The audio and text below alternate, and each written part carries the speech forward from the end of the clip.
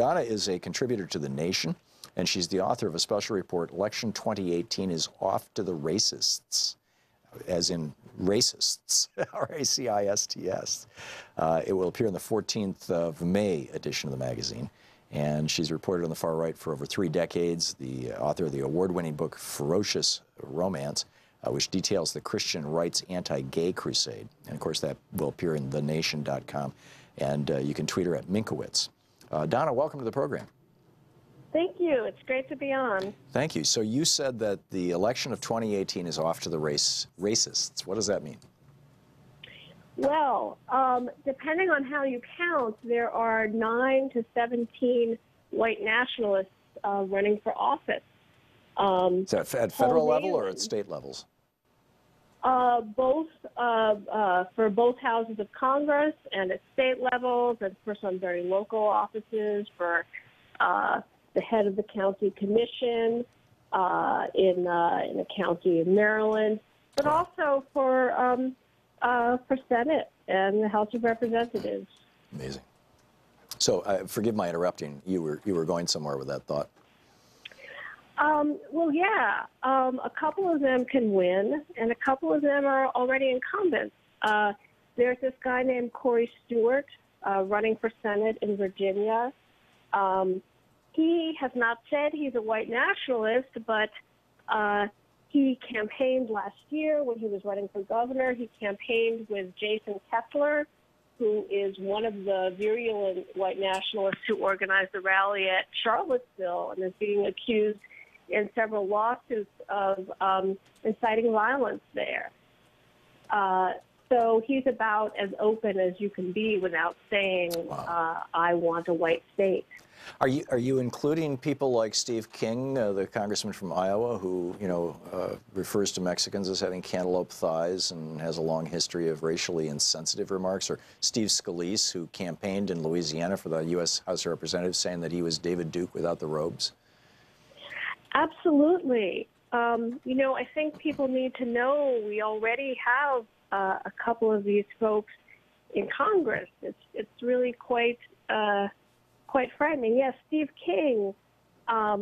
Steve King has been in Congress for a while, and he has said, I think the tweet was, we can't reinvigorate our culture with someone else's babies. Right. Which means that he sees this country as a white country, and people of color who, are, their babies are not American babies. So it sounds like he wants to deport people. Yeah, so Donna, it's a pretty white nationalist idea. Donna, how systemic or widespread is this versus, we've always had racists in the United States, and we've always had racist candidates. I mean, you go back to George Wallace actually mounted a campaign for the presidency, won the Michigan primary. How is it consequentially different now? Did the presidency of Barack Obama empower or bring these people out of the woodwork, and then the presidency of Trump empower them, or does it just look that way? Are we just seeing, we're just noticing more something that's been always here? I think it did empower them. Particularly the election of Trump. I think their movement was given a real shot in the arm by that. And I think the political discussion, like what's called the Overton window, the limits of acceptable political discourse, have been shoved very far to the right around race by Trump. So that you have these so-called alt-right people somewhere in between white nationalists and just plain anti-immigrants, and they are quite close to the mainstream of the Republican Party.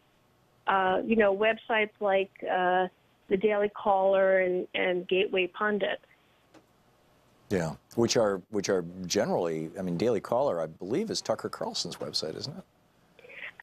Absolutely. And Gateway Pundit, was welcomed into the White House press corps. Right. Trump is reading Got News, which is put out by this white nationalist named Chuck Johnson. It's amazing.